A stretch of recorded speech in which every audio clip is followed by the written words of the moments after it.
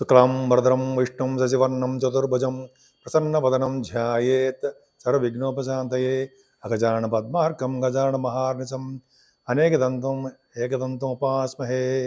ఓం గం గణపతే నమః. ఓం కాళభైరవస్వామినే నమః. ఓం నమో దత్తాత్రేయ స్వామినే నమో నమః. మా ఆది ఆస్ట్రాలజీని ఎంతగానో ప్రోత్సహిస్తూ చూస్తూ మా వీడియోలన్నీ కూడా నన్ను ఎంతగానో ప్రోత్సహిస్తూ ఉన్నటువంటి మీ అందరికీ, అలాగే విదేశాల్లో కూడా నన్ను ఎంతగానో ఆదరిస్తూ నా వీడియోలు కూడా చూస్తూ నాకు ఫోన్లు చేస్తూ నన్ను మనస్ఫూర్తిగా ఆదరిస్తున్న మీ అందరికీ పేరు పేరున నా హృదయపూర్వక నమస్కారాలు. ఇప్పుడు మనం డిసెంబర్ 1 తారీఖు నుంచి 31వ తారీఖు వరకు కూడా ఈ నెల్లాళ్ళు 12 రాసుల వాళ్ళకి ఎలా ఉండబోతుందో తెలుసుకుందాం. దానికంటే ముందుగా యాక్చువల్గా మా ఆది ఆస్ట్రాలజీ నుంచి జాతకాలు చెప్తూ ఉంటామండి నేను అలాగే మీకు date of birth, time of birth, place of birth మీకు చెప్పించుకోవాలనుకుంటే ఇవన్నీ ఉంటే నాకు పంపించండి. ఒకవేళ నేను షూటింగ్స్లో ఉన్నా అయితే ఫోన్స్ ఎంగేజ్ ఉన్నా మీరు మెసేజ్లు పెట్టండి వాట్సాప్లో, నేను తప్పకుండా రెస్పాండ్ అవుతాను. మళ్ళీ మీకు ఫోన్ చేస్తాను. సింహరాశి వారికి ఈ నెల మొత్తం కూడా బాగుందండి. ఏం ఆలోచించాల్సిన విషయం లేదు. ఎందుకని అంటే కుజుడు మెచ్చంత రాజాకారకుడు కుజుడు 12 భావంలో ఉన్నప్పటికీ కూడా ఆయన బలవంతుడయ్యాడు. సో కాబట్టి ఆయన బలవంతుడు కాబట్టి మీరు భయపడదు మీరు ఏమాత్రం భయపడరు అనుకోండి. సరే అది పక్కకు పెడితే సెకండ్ భావంలో కేతు ఉండడం వల్ల సెకండ్ భావానికి గురుదృష్టి ఉంది. అది అదృష్టం కదండి. సెకండ్ భావానికి గురుదృష్టి ఉండడం వల్ల ధన విషయంలో మీరు ఇబ్బంది పడతారా? ఏమి ఇబ్బంది పడరు. రావాల్సిన సంపదలు బాకీలు అన్నీ తీరిపోతాయి. ధనం సమకూరుతుంది.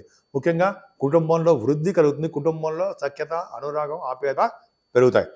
ముఖ్యంగా చెప్పాలంటే సెకండ్ హౌస్ లార్డ్ కూడా బుధుడు 4th భావంలో ఉన్నాడు కాబట్టి సంగీత సాధన ద్వారా, పాటలు పాడడం ద్వారా గాయకులకి, యాంకరింగ్ వృత్తి వాళ్ళకి ధనం సంపాదించడం కాకుండా ప్రోగ్రామ్స్ విదేశాల్లో ఇవ్వడానికి, దూర ప్రాంతాల్లో వెళ్ళి ప్రయాణం చేయవలసి రావడానికి అవకాశాలు ఎక్కువగా ఉన్నాయి. వెళ్తారు కూడా, అందులో డౌట్ లేదు. ఎందుకు అంత కాన్ఫిడెన్స్ చెప్తున్నా? సెకండ్ హౌస్ లార్డ్ 4th భావంలో ఉన్నాడంటే ఫారిన్ వెళ్తారు. సరే అది పక్క పెడదామండి. 4th భావంలో రవి బుధులు ఉన్నారు. 4th భావంలో రవి బుధుడికి గురుదృష్టి ఉంది కదా, హాయిగా కంఫర్టబుల్నెస్గా బ్రహ్మాండంగా ఉంటుంది. సంగీత సాధన వాళ్ళకి చాలా బాగుంటుందండి.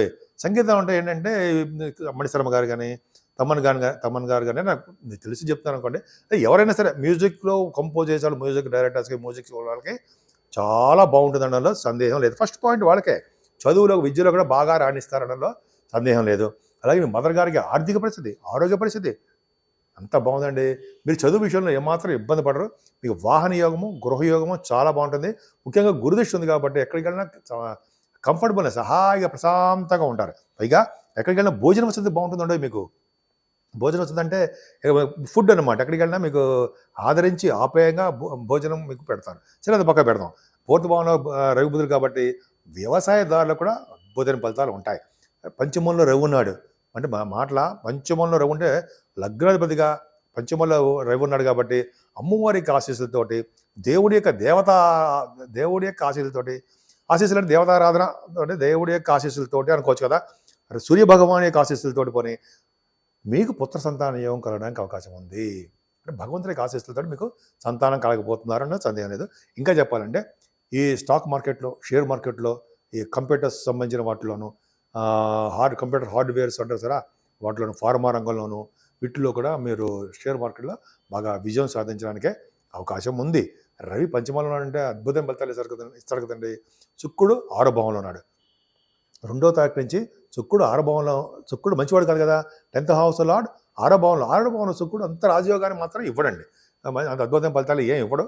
కాకపోతే ఏంటంటే మీ మామయ్యలు ఉంటారు సరే, మామయ్యలకి బాగా రాణించడము, శత్రు భయం లేకుండా, రుణ భయం లేకుండా చేయడము, బ్యాంకు రుణాలు సపోజ్ వాటికి వెళ్తే వాటికి రావడము జరుగుతుంది. 7వ స్థానంలో శనితో కలిసిన శుక్రుడు మంచివాడా? కాదు. 7మలో చరిత్ర శుక్రుడు, 8వ స్థానంలో చరిత్ర శుక్రుడు మంచివాడు కాదు. అంటే మనకి ఏంటంటే వివాహ శుభకార్యాలు మంచిగా జరుగుతాయి, డౌటే లేదు. వివాహాలకు సంబంధించిన విషయాల్లో లేట్ అవుతూ ఉంటుంది. శని శుక్ర కాంబినేషన్ వల్ల చెడు స్నేహితులు, చెడు స్వభావం, చెడు ఆలోచనలు రావడానికి కొంతమందికి వాళ్ళ జాతకాలు రీచ్ ఆలోచన ఉంది. కొంచెం జాగ్రత్తగా ఉండండి. ఏదైనా ఎవరిని విమర్శిస్తున్నట్టు కాదు. సరే 8మలో రాహు మంచివాడు కాదండి. ఆరోగ్య పరిస్థితి కొద్దిగా హెల్త్ ప్రాబ్లమ్స్ వస్తాయి. అలాగే మీ ఇంట్లోనూ, మీ పశు సంపద విషయంలోనూ కొద్దిగా ప్రాబ్లమ్స్ ఉంటాయి. గృహంలో పీడ, శారీరక బాధ ఈ అష్టమంలో రాహు ఇస్తుంటాడు. పైగా భాగ్యస్థానం శని కూడా చూస్తున్నాడు కాబట్టి వ్యాపార అభివృద్ధి అంతగా ఉండదు. కానీ 9th హౌస్ లార్డ్ 12 భావంలో ఉన్నాడు. మీరు ఈ నెల 7వ తారీఖు నుంచి విదేశాలు వెళ్ళడానికి రెడీగా ఉండండి. అంటే విద్యార్థులు కానీ రెడీగా, మీకు తెలియదండి మీరు ఎలాగ వెళ్తారు, కానీ అందరూ కాదు, వాళ్ళు ఎవరైతే ప్రోగ్రెస్ పెట్టినారో వాళ్ళందరూ వెళ్ళి తీరుతారు. ఎందుకంటే 9th హౌస్ లార్డ్ 12th భావంలో ఉండడమే కారణం. కొద్దిగా అక్కడ పరిస్థితులు మాత్రం కొద్దిగా ఇబ్బంది పడతారు.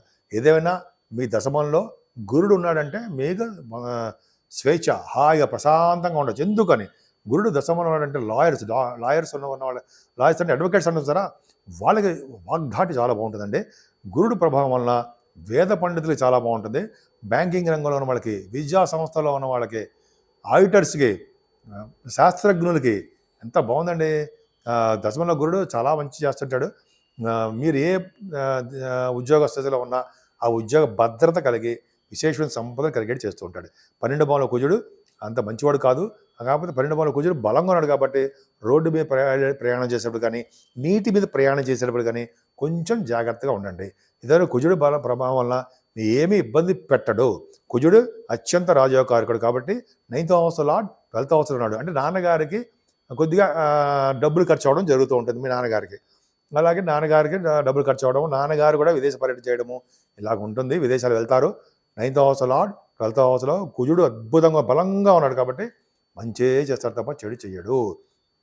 ఈ నెల మొత్తం కూడా అండి మీరు పూజించవలసిన దేవుడు, అద్భుతమైన దేవుడు ఉన్నాడు కదా మన స్వామి గురువుగారు. ఆయన పూజించడం వలన, దత్తాత్రేయ స్వామి వారిని పూజించడం వలన అనేక శుభ ఫలితాలు వాటంతా అవే కలుగుతాయి. ఎందుకని దత్తాత్రేయ స్వామి అంటే బ్రహ్మ విష్ణు మహేశ్వరుల యొక్క స్వరూపం కదండి. ఆయన అద్భుతమైన ఫలితాలు ఉంటాయి.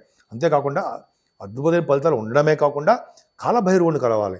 అష్టకాలభైరవులు కానీ, కాలభైరవుడికి అష్టంగం కానీ, అయితే కాశీక్షేత్ర దర్శనం కానీ చేసుకోవడం వలన ఈ నెల మొత్తం కూడా కాలభైరవుడి యొక్క దర్శనం చేసుకోవడం వలన శుభ ఫలితాలు కలగడం కాకుండా ఏ గ్రహం వలన వచ్చే చెడు ఫలితాలు కూడా ఆయన ఆపి కంట్రోల్ చేసి మీకు శుభ ఫలితాలు ఇవ్వడానికే ఎక్కువ అవకాశాలు ఉన్నాయన్న సందేహం లేదు. అంతేకాదండి, ఈ సింహరాశి వాళ్ళకి ఈయన 4th హౌస్ లార్డ్ కూడా కుజుడు అయ్యాడు కాబట్టి ఈ కుజుడు 12 భావంలో ఉన్నాడు కదా.